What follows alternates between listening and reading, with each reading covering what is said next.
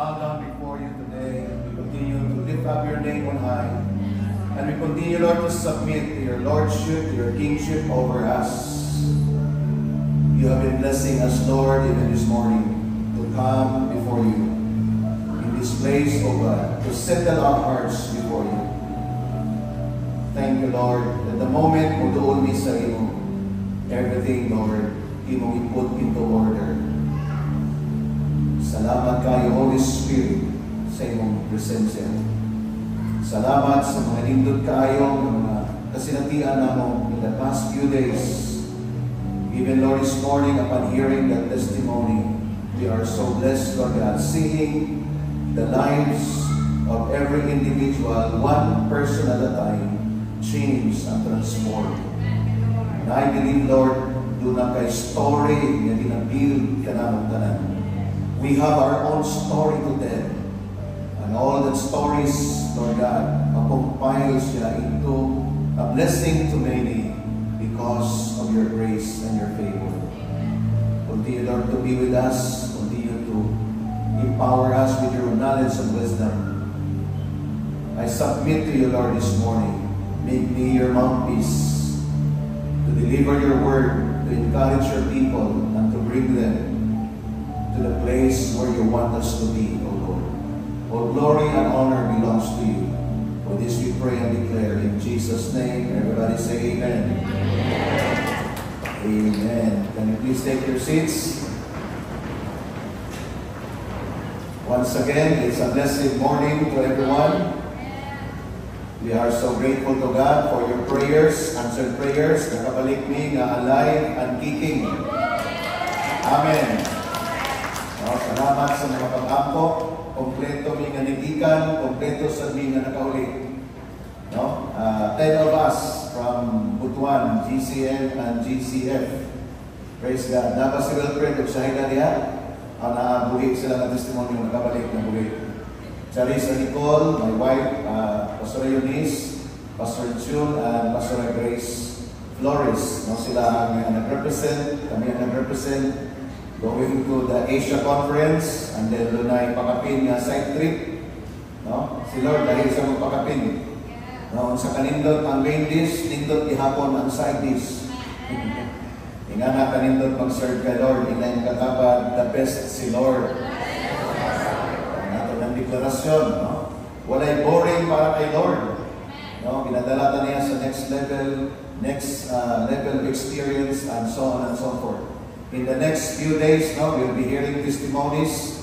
Kaya ang mga nag-attend sa atong Asia Conference, gusto na ako na mag-record sila testimony for 3 to 5 minutes. And then we'll be listening to them next Sunday maybe. Ato lang i-show what have they learned, sa mga highlights sa ilang na-learn. I-video na lang nato. Kaya kung atos lang pa sa kaon din, kumusta ka oras mo lang.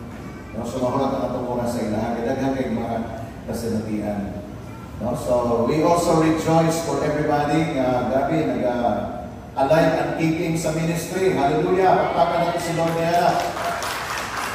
Mga tayo mga VIP karon, mga first-timer. Gusto natin sila i-recognize. Pakindogo natin sila. Kauban sa nag-invite. Ang first-timer na nagsimba karon. Palihog pagpindog. Ubanin ninyo kung mga nag-invite sa ila. Sige, tulugin yung pindog sila. Ubanin yung pagpindog. Nasa likod, sige, pindog pa. Ayos ang pagpindog, Sige, clap your hands, all you people. Shout unto God, all the earth. Praise God. We welcome you. Sa atong mga VIP, we recognize you. Salamat, mga boys. Hallelujah. And girls dito sa likod, praise God. Kung yung makalingkod.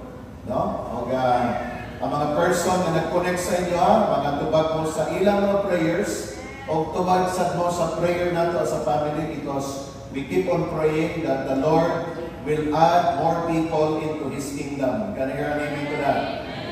So mga siya nato mga ginadeclare kanunay. Nag-start ang tanan sa prayer. Wala na talagampo, but we move and we work according to our prayers. Ang uban, waiting pa, kaya daghan na ginaampo. Ang uban, nag-travail pa sa prayer, kaya daghan ang mga gitawag natin mga tug of war, or what we call the warfare. Because si Satan, hindi siya basta-basta mo give up. Gusto siya, doon ay warfare na mahitabo. But praise God, the Bible said we are more than conquerors. Mao na ang promise ni Lord sa ato. No? Some of you are still praying for your families.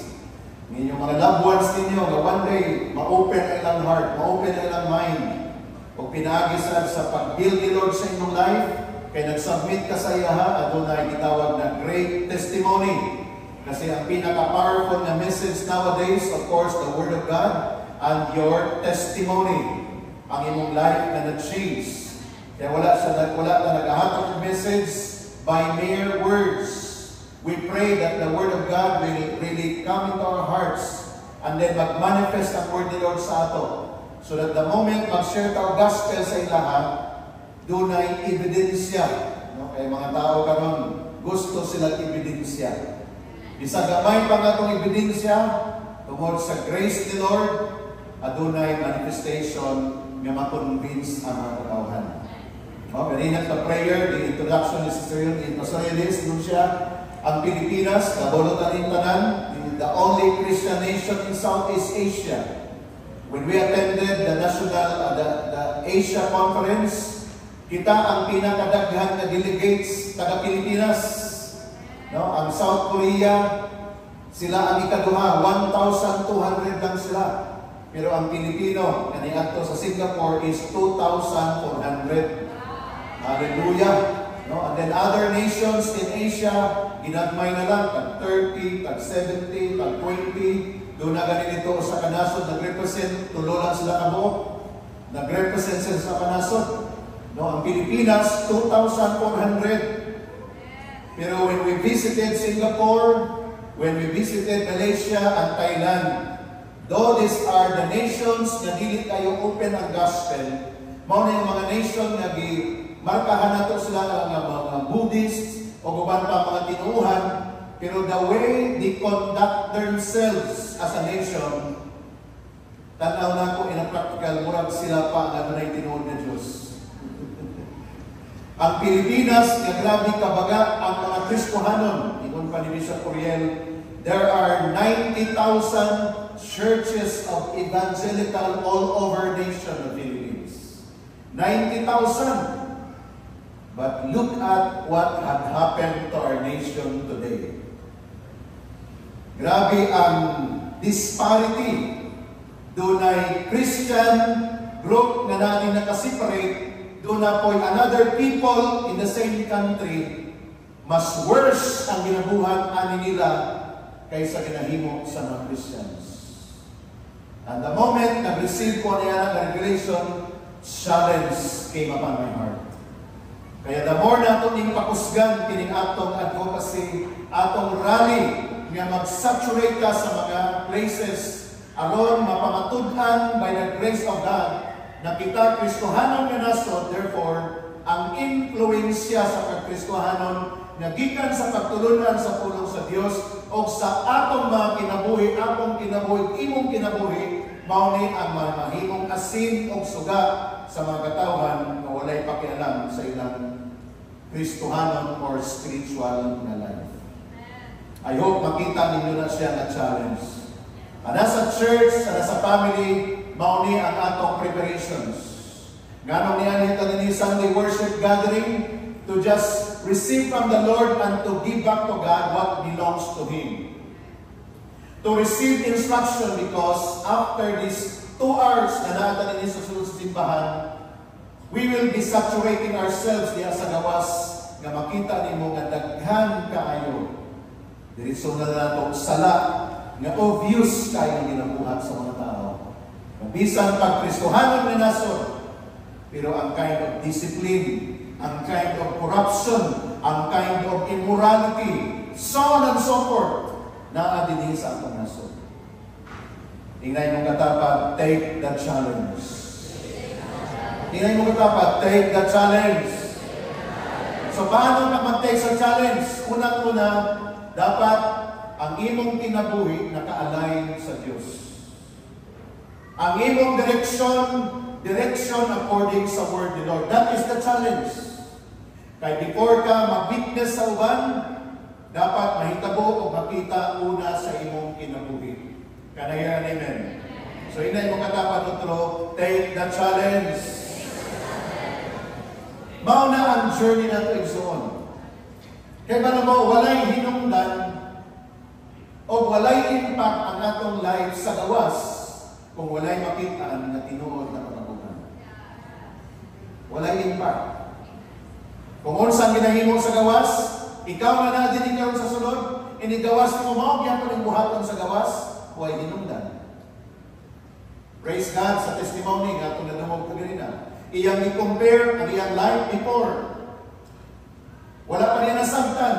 Nag-journey siya pero wala pa itinuntan na iyang commitment. Kaya walay submission sa discipleship ang iyang life. Pero feeling niya, Christian na siya, born again na gani. Nagsimba na, pero pilang kabuk simbahan niyang gatuan. Pero ang problema, dili ang simbahan. Ang problema, ang kinabuhi na wala na align kay Lord. Kaya bisan pagikan pa sa praise and worship, gikan pa sa simbahan, pagawas pagkahapon, sisitan lang sa barkada, di same lang yapon ang activity. Mao na ang life ni Jubert na nag-testify ka ganina. And he confesses that. And when the time has come, na na-realize niya na kinahanglan din siya mag-commit kay Lord personally. Nga naman, dili ubang tao ang gitunto, dili ubang tao ang gibinuangan, ang iyang kaugalingon mismo. That is why we need to realize this truth. Kaya ang atong role din here as we come together, we must submit ourselves to the power of God through the Holy Spirit, and then mag-receive ta sa iyang word, o ang word ni Lord mo na imong trabaho sa atong kinabuhi, o ang imong kinabuhi, gamiton sa Ginoo as a channel of blessing sa mga people na wala pa nag-serve kanina. Is that an amen? Mao na igsoon ang atong journey. Mao na ang atong preparation. Kaya very important na ma-establish ta. Very important na makasabuta kay kinsa man ay na fountain. Because this morning, I will be sharing to you this topic about our greatest opportunities. And there are only two emphases that I'd like to bring to you. One is yielding and trusting. That is our greatest opportunity. Yielding to God, surrendering to God, and then trusting on Him. Mao na atong opportunity. Pag may ganit na yielding, later ako na sa Tagalog emphasis, masabta nimo nga wala kay lain na sandiganan nga kumbaga sa Bisaya kay kung imong ipauranay ang imong kinabuhi, you're yielding unto it, at the same time you are trusting God unsa iyang pagabuhaton sa imong kinabuhi. There is the line in the Bible, in the NIV version, in the book of Psalm 127, kanang first line niya sa verse 1 ingon siya, unless the Lord, go back yan, unless the Lord builds the house. Kanang word na unless, very important na, gawas kon, no? Unless the Lord builds the house.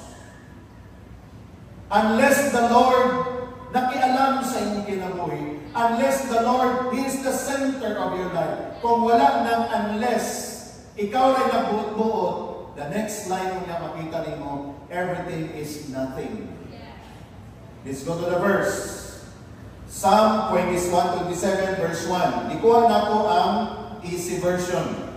So many translations in the Bible, and I found out na pining easy version, sayon na gide sa Sarton.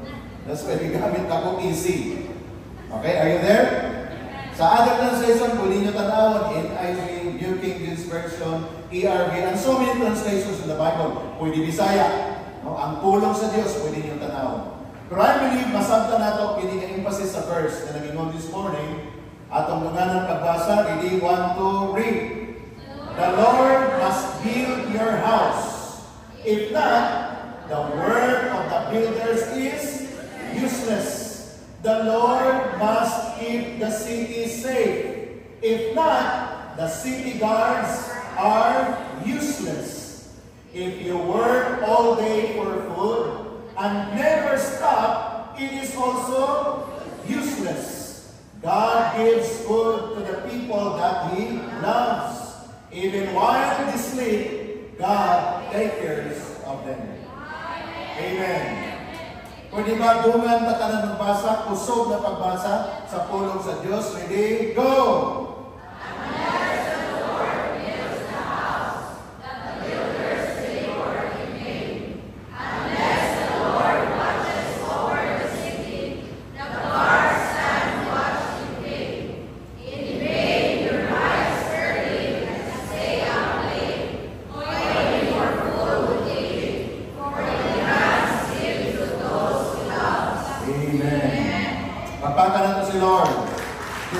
sa easy version.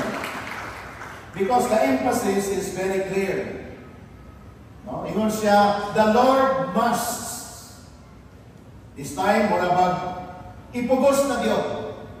Kaya nahibalo ang Lord na kung dili siya mag-get involved sa inyong kinabuhi, nahibalo ang Lord pag dili mo siya i-recognize sa inyong kinabuhi, walay hinungdan ang imong kinabuhi. Nahibalo sa Lord niya na. That's why the easy version declares, the Lord must build your house. If not, the work of the builders is useless. Sama ninyo ka-importante igsoon ang imong desisyon karon nga nag-submit ka kay Lord. Sama ninyo ka-importante ang imong desisyon nga niya ka karon sa balay sa Dios. Dili siya sayang, dili siya palipas oras, dili siya kay something lang na naglingaw lang ka. No, this must be done. Dapat mahita mo ni karon sa imong kinabuhi.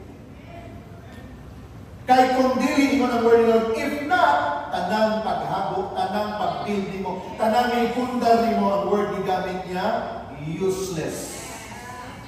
Sa Bisaya, why hinungdan?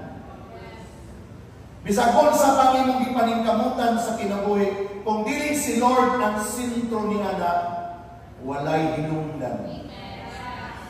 I-build mo ang imong married life, wala si Lord sa sentro, may hinungdan. Magtrabaho ka, maningkamot ka, kung wala si Lord sa sentro, why hinungdan ang tanan. Ingani ka klaro ang word sa Ginoo. In fact, ang next line siya din, the Lord must keep the city safe. If not, the city guards are useless. Kung wala si Lord na involved, why hinungdan ang tanan. Verse number 2, ingon siya din, if you work all day for food and never stop. Kita mo mga tao na grabe ka hard worker? Pati pag-ampo, walay panahon kay mo trabaho. Pagsimba, walay panahon kay mo trabaho. Tanan ng mga butang iyan ng paningkamutan kay na siya i-build sa iyong kinabuhi. Wala involved si Lord. Yung ng Bible, useless.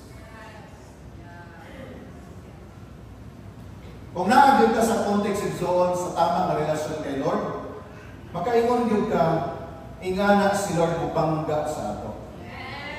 Pero kung basahon mo ng Bible na wala ka sa context sa relasyon sa Diyos, may munggit ka nga lisod mong giday ng Ginoo. Grabe mo dahil ka siya kayo ka-instricto. Pero mauni ang gusto ni Lord na itong masabtan. Busa mag-desisyon ka, mag-decide ka, o gayon mong i-decide na magahin mong panahon kay Lord. Ingon ng Bible, your labor in coming, your labor in travailing your life in the Lord, all of those labors, dili siya in vain, dili siya sayang. Doon na siya gihatag ang promise. God gives food to the people that He loves. Another line, even while they sleep, God takes care of them. I don't know how to share this to you. Ang gina-reveal ni Lord sa atong journey, na si Lord, concerned kay siya sa imo, more than na ikaw doon na kay concern sa imong kinabuhi. The more si Lord, mas labaw si Lord. Nabala ka ba sa imong gikinahanglan? Si Lord nakakita ang tanan. Ang iya lamang gusto sa imuha, you will find rest in His presence.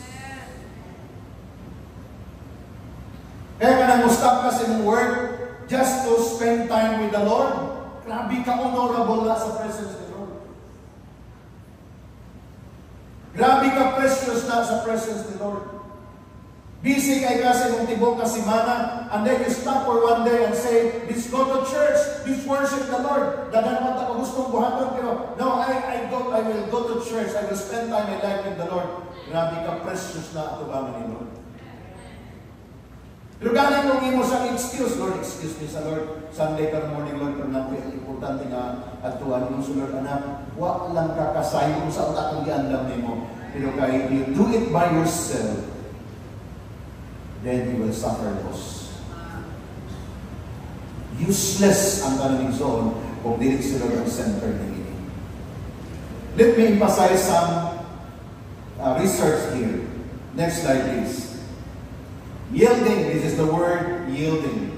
Yielding in a spiritual context refers to actively surrendering one's will. Actively. Di lang one time, but all the time. Meaning sa active, every day, you are surrendering control and effort to a higher power. And this time, let me emphasize, is about God Himself. Higher power, no other but God Himself. One trusting involved placing one confidence and hope in that same higher power's love, plan, and ability to guide and provide. That's why I connected the word yielding and trusting. Because yielding speaks about surrendering. So kung mag-siskot nag-surrender mo na ba, surrender na ko, wala na pahimoon. No. You have to connect another word. Huwag sa imong pag-yield, pag-surrender, you trust. Dagang ka gustong buhaton, dagang ka, uy, sayang pa rin. Grabe pa rin kamo. Sayang pa rin, makakontak ako. So you yield, you surrender. And then, Lord, I trust in you. You will provide my need. So yielding and trusting is very connected. Walay pulos ang imong pag-yield, pag-surrender, kung dili ko ka mosalig. O ang imong pagsalig, dili ma-prove kung dili ka mo-surrender. Therefore, two very important words sa itong journey karon. Kay balotang na si Lord Almighty God. Pero daghan mga tao, wala sila nag-yield, nag-surrender. And many people also nag-yield sila, pero wala sila nag-trust ang ilang akong effort. That's why natay Proverbs chapter 3, verse 5 and 6. Trust in the Lord with all your heart, and lean not on your own understanding. In all your ways acknowledge God, because He is going to direct your path. That is the profound truth na gusto ni Lord atong ma-embrace atong kinabuhi. Therefore, sabto nato na ikinig, yielding and trusting, two important word na dapat atong ma-practice atong kinabuhi every day, and dapat every day. Because it says here, is actively surrendering one's will, control, and effort to a higher power, and that is God Himself. Next slide. Surrendering control, it says, means giving up the need to be in control of your life. So ayaw na i-control yung pagalingon, dili mo mag-control. Ayaw i-try i-control yung emotion, dili mo mag-control. Ayaw i-control ang imong feeling, whatsoever, dili mo kaya i-control. But you have to surrender in control to God Himself, because gusto niya nga siya ang makialam sa imong life. Ang imong mga decisions, ang imong mga plano, and instead allowing God's will to guide your actions and thoughts. Can you say amen to that? Very important thing na truth is on. Nagi kay tendency sa atong pagalingon nga dapat ayaw in control yun. That's why nadya ang mga stresses na nitabo, nadya ang mga sakit na nitabo kay ang Ginoo, we are not in control yun. That even ang atong pagalingon dili nato kaya i-control. Only when we surrender to the Almighty God and say to Him, Lord, take over. Holy Spirit, take over. And this is all about surrendering control. Mga ginikanan, hindi natin makontrol natin mga anak. All we can do is to guide them, is to direct them, and then trust God by prayer and committing them unto the Lord. We are not in control. Sa imong trabaho, sa imong business, you are not in control. Doon na kayo mga empleyado sa imong business, dili mo sila control. But let God's power move on them as you surrender everything to God. And do your part, and God will do His part as well. Is that an amen? Even husband, dili na to control atong wife. Wife, dili na to control atong husband. But instead, we have to commit to the Lord and say, God Almighty, take over. And when we do that, we can find rest. Diba? Makatulog ka sa panahon na gusto ka matulog, you are not in control. Dili ka magpugtas, ingon pa. Dili maglapad, dapat imong ulo, ayaw. Kaya nga naman, you are not in control. Ingay mo katapat, God is in control. Hallelujah. Next slide. Presenting yourself is very important. You have to present yourself. You have to give yourself. You have to offer yourself. The term yield can also mean to offer or make yourself available to God. That's why ngayon katapat, congratulations. Kay niya ka karon. Maghihimo-himo nga available ka para kay Lord. Mga VIPs nato, praise God, ginakabot mo karon. Actually, si Lord ang nangandoy na mubalik ka sa isabakan, si Lord. Kanang nag-invite sa imo, nag-obey na kay Lord, mga facilitator ng tantanan. Because very important, nga kitang tanang karon na himutang available para kay Lord, and then allowing Him to use your body, soul, and life as He sees it. Meaning, go back to your original plan. Kung sa may plano kayo ni Lord sa imo, ingon si Lord, God bless them, and said to them, be fruitful, increase. Ano yung plano ni Lord? You are created in the image and likeness of God. Ang tama yun na buhaton sa tao, kay balo mo, mag-serve yun kay Lord tanan. Nga naman, everybody has been created in the image and likeness of God. That's why when sa diyang nasabta natin ng atong journey, nagiging facilitator ta sa original na plan ni Lord. Kaya wala ka nag-undang sa pag-pray, wala ka nag-undang sa pag-invite. Amen ba mga leaders?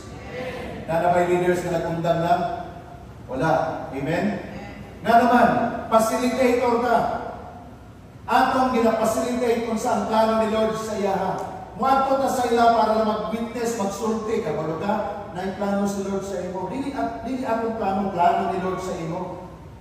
Kanang imong kahintang karon na naglubog ka sa sala, ang plano ni Lord, hawason ka diha. Kanang imong kinabuhi karon na nalulog ka sa bisyo, ang plano ni Lord, hindot ka ayaw, pahawang ka niya diha. Kaya di na plano ni Lord sa imo. So kung tao nakasabot niya na, hindi siya masuko sa tao na nabadlong niya. Instead, Brad, salamat Brad, grabe, concern ka sa ako. Bakit mo takaila, di mo taparinti? Anong concern mo ka sa ako? Because nasabta na ako na nag-facilitate ko sa nindot na plano ni Lord sa imo. So kinsa may musulti nimo? Ako nga nakasabot, musulti ko sa imo. Kung mag-respond ka, alagaan ta ka, at timanong ta ka, bisitahan ta ka, ipaluap ta ka, kaya mag-facilitate ko sa plano ni Lord sa imong pinabuhi. Huwag ko'y magkuha ni mo. Kay imo man ang pinabuhi. Pero kung dili mo dawaton yung plano ni Lord sa imo, kawala sa imong pinabuhi. Everything yung ipangkamutan karon ng Bible, useless. So karon kay nasabta nato ni na journey, every one of us nagiging committed na. Nagpa-train na. Nagpabansay na para mahimok ang panalangin sa uban. Can I hear an amen to that? Karon nahimok na mga disciple. And many of you now nahimok ng disciple maker. Kaya nga itong goal, di lang ka mahimong sumusunod ni Kristo. Di lang ka sunod-sunod. Asa si Kristo, sunod po ko. Kung saan may himong-himong, nagsunod na yun po. Doon ay time na may si Lord, go and make disciple. Human ka na nagsunod-sunod sa ako, it's time for you to do what I do. So that ma-replicate, mudaghan ang nagabuhat. That's the way we do the ministry. Kaya ang goal ni Lord sa ato, yun siya allowing Him to use our body. Nga importante ang lawas, mao ni atong kapital. Nga importante nga biyan ang bisyo, aron ang lawas na preserva. Dili ka pwede mag-serve kay Lord faithfully, quote-unquote. Pero at the same time, ginagawa mo yung lawas, dili pwede. Kaya gusto ni Lord gamiton ang imong body, ang imong soul, meaning emotion, feeling sa sulod. Gamiton na niya nga dapat ayos. Walay dagang isyo dapat, walay pagdumot, walay kasuko, walay mga daghang, mga negative nga mga butang sa imong kalag. Kaya gusto ka gamiton ni Lord. Kung ka ang nakanindot, sa dugo lang ni Ginoong Jesucristo, kaya tanan ng impiyuhan. If you believe on the finished work of Jesus Christ on the cross. O ang kinatibukan sa imong kinabuhi, sa atong kinabuhi. Kaya, punta ka ng full, igsoon full. That's why when we understand discipleship, tanan na spirito ginahisgutan. Na-amaze me, no? Kamo nga nagtanaw sa live streaming during sa Asia Conference when Pastor Claudia stood and speak. Disimplify niya ang discipleship. First day sa iyang meeting sa iyang G12 women, nagdala siya og kiluman. Timbangan. No, first day sa ilang discipleship, timbangan. Itimbang niya ang tanang women. No? Timbang, pilay kilo. Oy, overweight ka, dapat magbawas ka. Ito, discipleship na. Kaya nagpalit ng timbangan, basura. Kanyang gabi sa primary meeting, magkiniluhay rin. Kung nagbagay ba ang height sa iyang kilo? Nagbagay ba ang lawas? Appeal siya sa discipleship zone. Ikaduhan nilang meeting, nag-invite siya beauty parlor. Beautician, sorry. Beautician, nag-invite siya. Kaya mga tagas ng kuko, giipot lang ng kuko. Ang mga buhok ng tagkag, gipariban. Appeal sa discipleship zone. Tingnan mo katapat, maganahan ko ani. I don't know kung nang ikatulog ka, meeting nila, nagdala na siya ka ng dentist. Tanang daw nipon, ipton. Ang tanang may nipon, posisuhan. Ayan, ano daw? Discipleship. Kasi ginaayos na ito atong life na magiging presentable to the people. Amen? Mahimong kang model sa pananasteto. Alam nga naman siya na kabukang, hindi mo ayos siya sa mga sakiton. Hindi mo na yung gamitisan, huwag may klaro ba yun? Of course, may exception to the rule. Pero si Lord gusto niya nga gamiton ta in the fullness of our lives. Saka na lang iskutan about sa Bible, about sa mga bersikulo, ang giprepare ang tanan ang even ang physical. And then discipleship speaks about the whole family. When Pastor Cesar stood, ingon siya, discipleship must start in the family. Tanan niya anak sa leader, dapat observe. Grabe. Kung naay leader, yung anak wala pa nag-serve, it is the responsibility of the father and the mother. Kung anak yung anak dapat mag-serve na sama sa pag-serve sa ginikanan. Discipleship. Dili kanya-kanya. Dili ka mo yung bahala sa siyang kinabuhi niya. Basta ako luwas ko. Kung inanak sa discipleship ito. And then si Lord ang hatag niya, dapat atong i-present itong walay presentation, walay surrender, dini si Lord maging limited. The Lord cannot work because He is waiting for your surrender. And the moment you surrender, excited ang heaven. That's why nag-iwan ng Bible, there is rejoicing in heaven when one soul come to know the Lord and go back to God. Excited ang heaven. Ganun excited ang heaven? Kaya mo manifest na sa iya ang original plan ni Lord. Mubalik na siya sa original design na maayos ang kinabuhi, mudato ni, muasinso ni, magkapamilya ni, ang tanan mag-serve. Ingana ka excited ang heaven, makita niya ang imong future sa diyang nag-decide ka na mubalik ka sa sabatan ni Lord. Ingana sa di ka excited. Kung ang tanan, yung mga VIP, tanan na bagong naluwas, ginaatiman, yan naman, excited me sa inyong future. Praise God, as we evaluate here, mga young people na to, pagsunod din sa atong journey, mga wala, mga standby mo ban, wala ng eskwela and everything. Karon, as I evaluate, wala na standby. nag-eskwela, nag-full time na sa trabaho. Kaya gusto pa yun yung lambo, nagtrabaho na, nag-eskwela pa. Power. Wala standby. So that manifest ang plano ni Lord. Mauni ang atong journey. Kanang mga leaders na nag-connect sa inyo, i-CI mo alam nila kung sa may trabaho niya akong disciple. Kung sa may trabaho niya nag-connect sa ako, uy, wala yung trabaho niya. Mag-pray na kay Lord, na kayo kaalam, asa na po sa ilidol para magkatrabaho, para maklasta ang kinabuhi. Lord, kini ako bang ginisciple, Lord? Nagkuyog din sila Ginoo. Ninyo ka ba sila kung nag-ipon-ipon pa? Kanang imong leader nag-pray, Lord, diyahe ko, Lord, na maklasta rin ang kinabuhi. Puro tanan ni tabang na maayos ang imong kinabuhi. Amen ba, Daniana? So ayaw mo pag dawat sa religious mindset na may noon, at anak na simbahan niya, nagbawal. Bawal ang mag-ipon-ipon, bawal. Wala'y bawal, ginaayos na to. Kaya naman discipleship. Next slide. Not a sign of weakness when you yield. Why? Because in the context of faith, yielding is seen as a profound act of strength and faith. The moment na imusalig ka totally kay Lord, that is strength and faith. Kining word mo magka-surrender, negatively sa lawas. Pero kay Lord, mauni ang imong usog, mauni ang imong pagtuo kay nag-surrender ka. Kaya atong i-practice ang pagkaroon ang tukhang. Tukhang niyo. Brad, sige na Brad, mag-serve na ta kay Lord. Gabing hamyo na. Kaya nga naman, kanang imong Brad, na-connect sa imo, kung di ka mag-serve kay Lord, magkalagrakas ka ng imong pinamuhi. Kung niasa mo na ubalik, sa imo rin po di hapon. So tungkol kay nakita nato ni doon tayo tukhang na ministry. Tukhang ministry. Serve the Lord. Kaya nga naman, this is the sign of strength, not a sign of weakness or giving up. But surrender means strength and faith. The next line.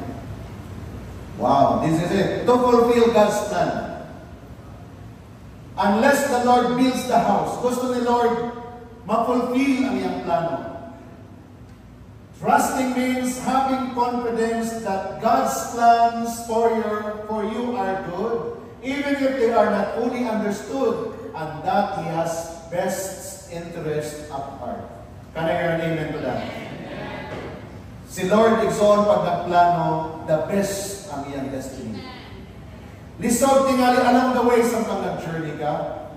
Like Israel, ingon si Lord, get out from this land, Egypt, go to the promised land. Pero ang asas lang lagi, wilderness. Lisod. Walay tubig, init kaayo, pero God provides everything. Nag-agis sila kalisod, pero na provision. Wala sila pagkaon. Grabe, muulan man lang o quail. Nasawa na sila sa quail. Reklamo na po sila. Sige, nagtagkaroon niya eh. Ingon si Lord, o panasad. God provides.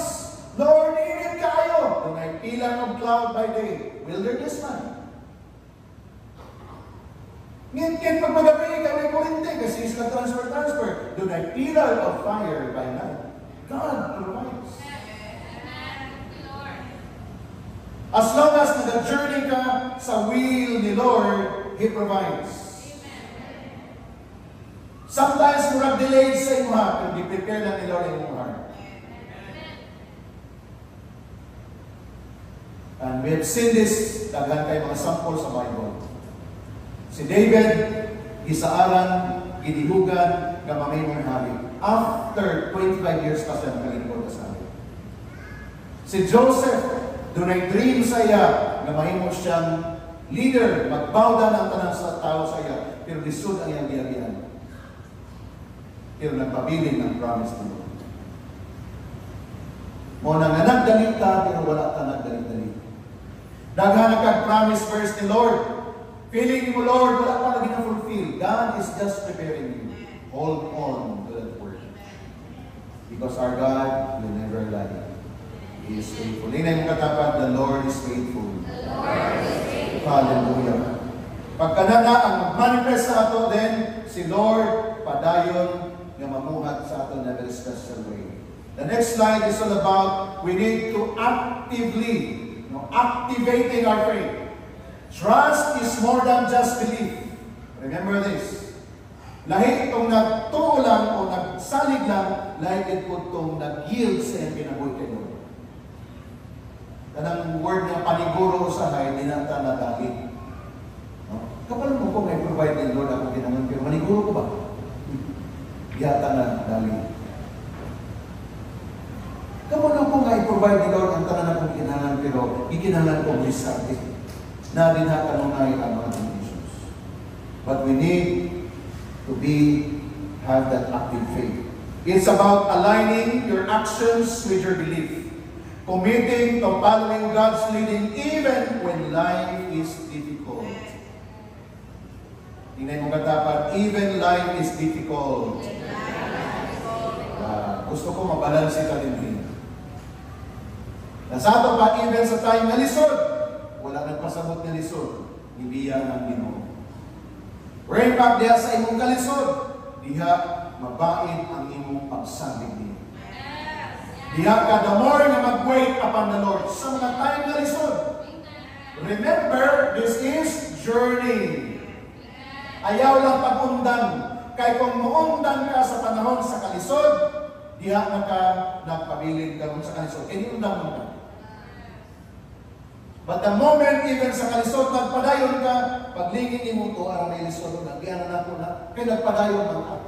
That's so simple. Kaya okay lang ang kalisod. Kaya agihan na ako na. Mulabay na siya.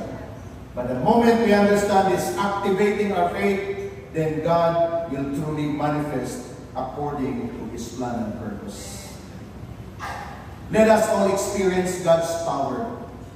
That by trusting, you allow God's power and wisdom to work in your life rather than relying on your own limited effort. That's profound truth. We need to align. I-allow na to ang gahom sa Diyos, ang iyang kaalam na mamuhat sa atong kinabuhi o ayaw pagsalig sa imong kaugaling mong kahibalo. Nindot na kay kahibalo, pero ayaw pag-stay diha sa imong kahibalo. Keep on learning. Keep on learning. Kapag nowadays, mauni ang practical na nakita ko sa ato. Daghan mga tao, ngayon pa sa itong mentor, grabe, mighty words ang imong madungog sa ila. No? Inigsulti nila, ako ano, nakadungog ka. Pero wala yung mighty works na nakita mo. Dapat mabalansin ni sa atong life. Kaya kanang learning is lifetime. Bisag na kay nahibawan, willing to learn, willing to listen. Kay mag-add-on na sa imong na-learn na, kung makalig-on na sa pundasyon na naan nimo. Kung kini siya na moment sa mga life, balikan nato ang word sa atong Ginoo, unless the Lord gives. O kag ebidensya sa person nga di-allow nimo si Lord na mag-build sa imong life kung nakakakanunay sa iyang presensya. Doon ay mga tao na gusto sila magpabilid, mo sila, isa dili kay ko active sa Ginoo, isa dili kay ko tig-ampo, di kay ko tigbasa Bible, di kay ko tig-attend ng fellowship, pero my life is good. That is deception from the enemy. Di na ko kinanglan ng fellowship, okay naman ko, between me and the Lord, unless the Lord gives me. Kung dili ka dapat ma-deceive niya na. Kaya kung di-save lang mo yung pagalingon, naman ka na, nga may kapulat ang Diyos. Wala naman may problema. Okay naman po kay Lord. Igsoon na kasala ka. Kamamon sa itong sala, sin of selfishness. Walang kayo pakialam sa uban. Ang imo naman kaugalingon yung mga atiman. Remember, you are called by God to become a blessing to many. Kaya ka ng imong abundant life na nasa imo karon, good life, good health, good family, dapat mo contaminate na to other families gamiton ka ni Lord. That's our mission. Kung buhong ka na karon sa panalangin, praise God, I will use this Lord to connect to people, and these people na kung di-connect, mag-connect back sila sa imo, then we will journey together. Kaya ang tanan na panalangin doon ay purpose si Lord. Yes, unang-una mag-enjoy ka sa panalangin. But dili siya nag-limit sa imo lang. Bisag imuha pa nang ipaningkamutan, ikaw pa naggrabe na ningkamot ka na, but still the blessing, the tinuod na blessing source, He can give Ginoo. The strength, the time, the air that you breathe, He can sa Ginoo tanan. O kung maminaw ka sa Ginoo, Lord, what can I do this blessing? Bless others. Give, that there may be food in my house. Give to others that are in need. Pag the moment buhaton na nato, we are fulfilling the plan of the Lord. And the best thing that we can help to people again, when their lives mag-build nila balik sa Ginoo. Gamito nato ang influence. In fact, sa panahon karon, powerful ang money. Gamitan ng kwarta para ang tao mabalik sa Ginoo. Gamitan na. Gamitan na yung money nga, sige, magkaon ka sa restaurant, pero na kay goal sa iya, makashare ka gospel. Gamitan na, kay di kapasitin ka ni Lord yan. Magkanto mo sa mga lugar, mag-outing mo, gamitan na ang opportunity na makashare ka sa gospel, kay mao na ang vehicle avenue na di-allow ni Lord para sa iyo. So many ways is on. Importante, ang gahom sa Diyos mo manifest sa itong mga. There are 5 points here, very shortly, where in fact mga one word lang din sila, nga mahimong lakang na to para maging successful in your life as you build your life in the Lord. Sige, can we have that 5? Yung siya din, steps to a successful life. Number 1, set a goal. Number 2, we have to make a plan. Number 3, stay focused. Number 4, trusting the Lord as you work your plan. Very simple, and yet I believe pag ato ning trabahoon sa atong life karon. Every day, you set a goal. Every week, you set a goal. As leaders, set your goal. Leader man ka. So ang imong goal, mahimo kang leader of leaders. So set your goal. By monthly, by yearly, ato lang buhaton. As a church, doon na tayo goal. Karong may year, atong prayer, by the end of the year, this year, 2025 December, doon na tayo 1,000 worshipers in this church. That's our goal. So pila man imong bangin na kanang 1,000 na goal ni pastor. Get from it. Kuminta, pastor, 100 ako diha, kanang 1,100 ako. Go for it. Why? This is our journey. Mag-expand ta. Kaya dili po mag-expand ang itong facilities kung wala ka-expand ang katawhan. May nung si Lord yun, tagaan naman mong datong facility. Kaya gamay pa rin yung facility, di mga rin mo puno. So tagaan itong reason yung blessing ni Lord mag-flow. Kaya amen to that. And then, kung sa'y plano nino, kung sa'y atong pagabuhaton. That's why every week, every Sunday evening, nagamit ni sa primary leaders para mag-iwang plano. Mag-evaluate, pila na nadugang, pila na kulang, pila na ginatrain, asa na mo dapit. We make a plan. Praise God na nag-enjoy ka. But kining atong gi-enjoy karon, bunga ni sa mga plano. Kaya makita niyo mga leaders, walay undang, sige pangitag mga tao na available, bisag asa lang, Brad, bakante ka ron sa day. Kuyog sa ako, magsimba ta. Why? That's part of the goal. Kaya mo rin design ni Lord para sa atin. Are we learning this morning? Next is trusting the Lord or stay focused, very important. Ayaw sa kapadistract sa mga butang na nasa iyong palibot. Mag-focus sa ka mag-serve kay Lord because you are getting the foundation. Doon ako gini-decide po karon nga duha ka pastor, mo na po stay focused pastor. Kaya ba ko kalat kayo yung mga mindset. Bisag asa lang mo imbitahon mo antusan mo. Kaya nga na ko ba niyan to. For the moment mag-focus mo, doon ay mahita ko. Dili ninyo masabtan ang journey sa discipleship kung maglatagaw yung una. Stay focused muna ko sa inyo. And they made a commitment. If you honor me as your mentor, then I will be guiding you. Don't make any major decision na wala na nag-pray together para makagay ko sa inyo. And they begin to realize, inami din yung discipleship. Yun ako, inginin ang discipleship. Kaya kung after ka na mag-talk, pasakdan ka lang mo, asa mo karong mahala na mo, inigbalik na to, nagsigil na tag-repair. One day, magiging negative mo sa ako, pero ko, hindi mo ang giingon dito sa pikas, dito sa pastor mo yung giingon na maglibog, mag-amoy na kita ni pag-uus pa na ko. But not unless na focus mo, masaktan ninyo na this is in preparation for your great ministry in the near future. So yun yung mga dapat, stay focused. Dagang mga suggestion mo po sa inyo. Kung mga baguhan mo simba rin, pag-abot ninyo niya sa imbalay, siyempre mag-announce mo, nagsimba biya ko dito. Mga taong gatuan mo simbahan. Anawang kasi kung markada, naglukon ka.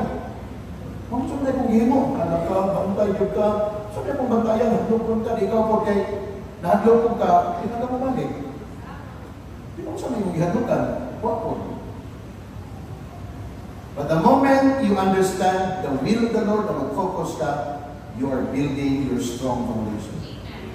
One day, isa kung sa pang mga storya na mabos sa imo, you are standing on the solid ground, the cornerstone, the Word of God, and the direction of Jesus over your life. And number 4, trusting the Lord as you work your plan. Hindi mo katapat, work your plan. Doon na kay plano, imong trabaho na imong plano. Doon na kay plano mo lang mo imong negosyo, trabahoan na. Nag-pray and fasting ka na mo lang mo imong negosyo, umani mo nag-pray and fasting, trabahoan na. Kaya na dito, ang blessing the Lord, ingon siya, I will bless the work of your hands. Kung nag-pray ka, maduganan o tao imong cell group, uman ka nag-pray, magpakukwest mo. Makakita kang tao, pwede mo siya din sa brand, ikaw ang tubag sa kong prayer. Nag-ampo ko sa inyo, ikaw ang tubag. Wala tayo sa imo. Confident ka, i-pray mo siya. Kung respond ka sa tawag ni Lord, praise the Lord. Pero kung hindi ka mag-respond sa tawag ni Lord, nag-pray ko sa imo. Kung bigtahan na sa Holy Spirit, kung joy na siya na naman, there is power in prayer. Work your plans.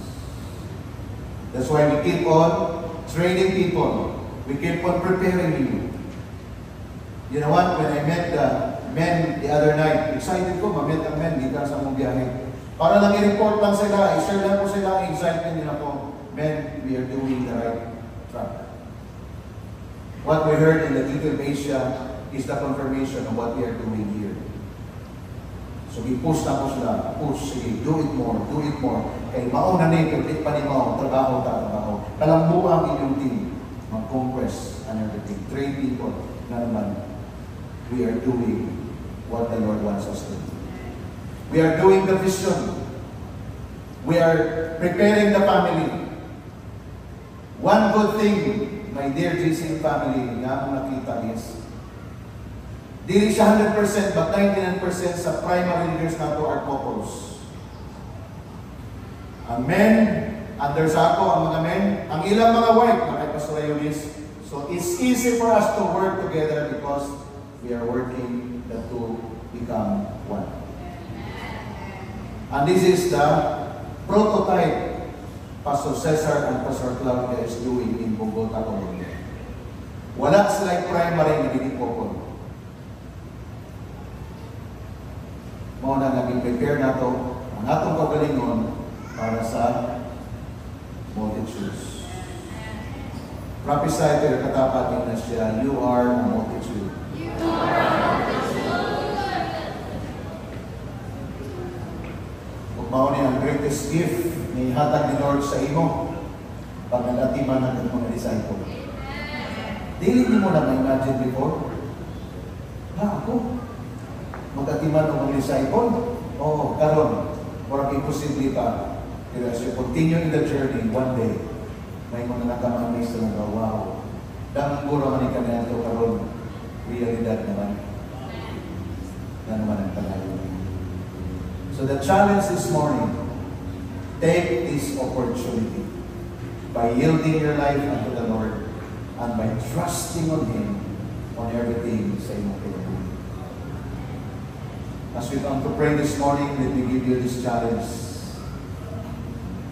to renew your yielding and your trusting unto the Lord. Kaya maloko somewhere along the line, doon ay mga testing na nag-abot sa inyo. Na makayong tanong, inuon pa pag-igari hapon sa ako, inuon pag-igari ko mga pulong. Sometimes can test ang atong trust na nag-entertain ka mga doubts. Lord, mabago pa ka niya akong pinagawin. Lord, maayos pa ka akong Lord. Hindi siya mabala sa inyo, Lord, maminyo pa ka ako, Lord. Mura nagduda na naman. Lord, ako ba nang overtake na ako, Lord? Tingnan si Lord. Maminyo pa ka. Ako ang iyong bana. I will take care of you. So, ayaw problema. Lord, maluwas pa ka rin ako anak. Lord, magbago ba ka niya? Sometimes, ginagadahan na to. Normal siya in a sense, as human. Pero as you think of those, samtang nagunaw ka niya na dapat doon na kay tubag niya na ngayon, Lord, I will trust you. Musalit ko sa iyo. Tugyan ako sa iyo. For those of you like to renew your yielding and trusting in the Lord, the altar is open for you to come. I will be praying for you. Ang ilang sa tubangan, gusto niyo i-read niyo ang imong pag-trust, pag-yield kay Lord. Sa tanang aspekto, wala na ko naka-identify kung saan naka-closer niyo. Pero gusto na ko na i-affirm sa inyo karon na si Lord.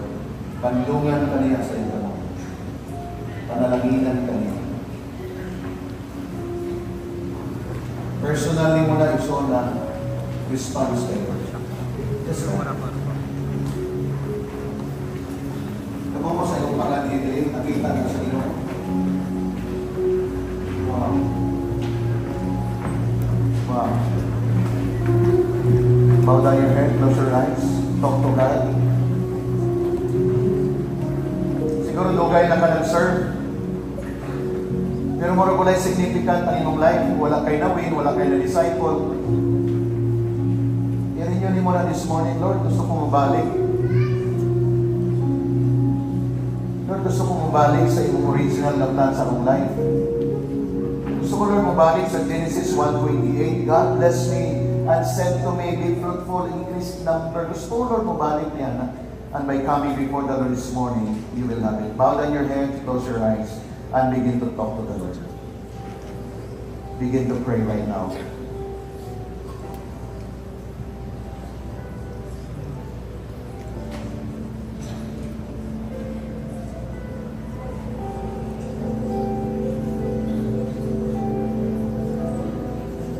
Ikaw lang na ibalo sa specific.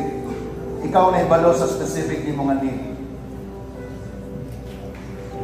Sovereign si Lord. Mga anak, sovereign si Lord. Nakadungog siya sa imo. Nahibalo siya sa imo karon.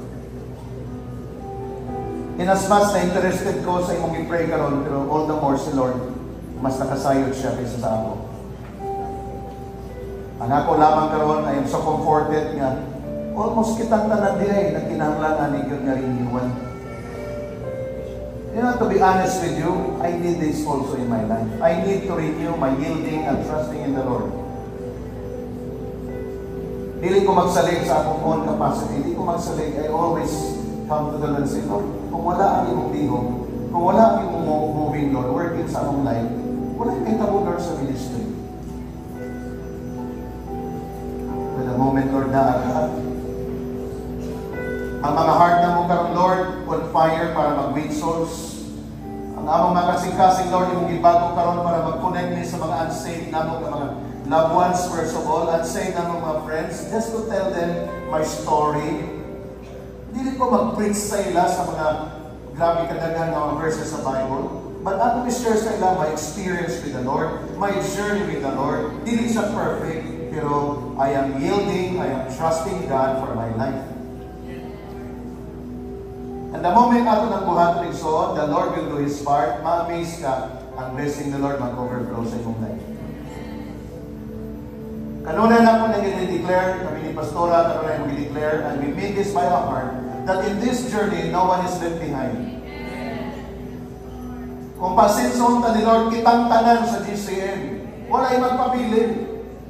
Palambuhon ta ni Lord, kitang tanan mag-enjoy.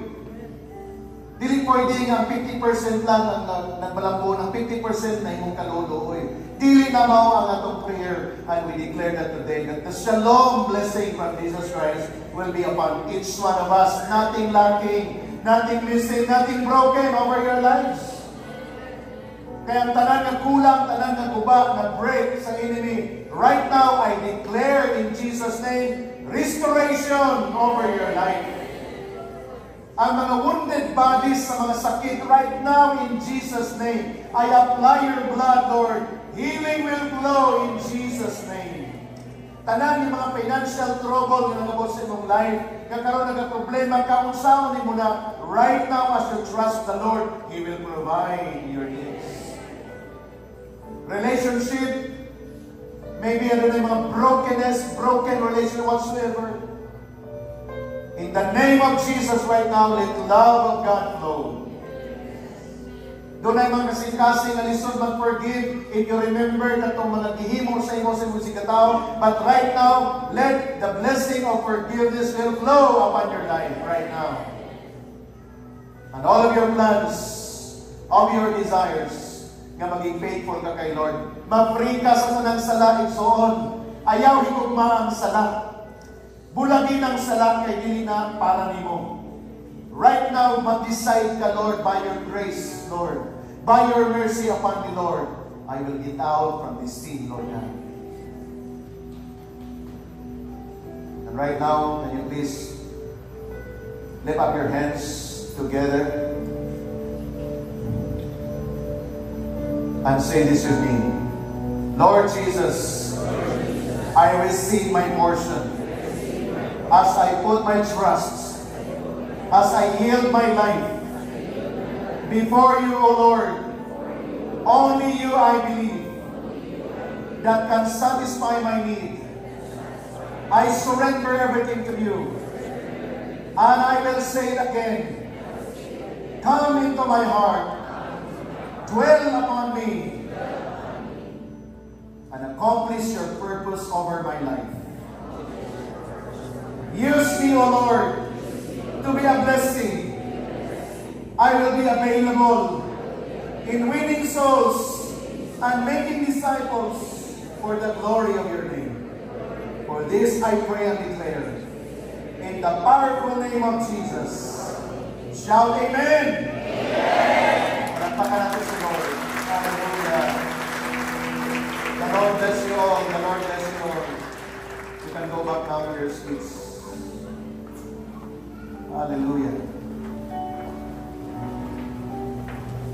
Glory and honor belongs to you, God.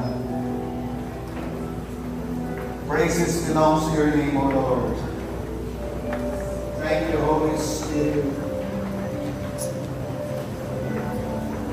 Accept our declaration of thanksgiving to you. And all these prayers uttered, O Lord. Thank you. We give you praise.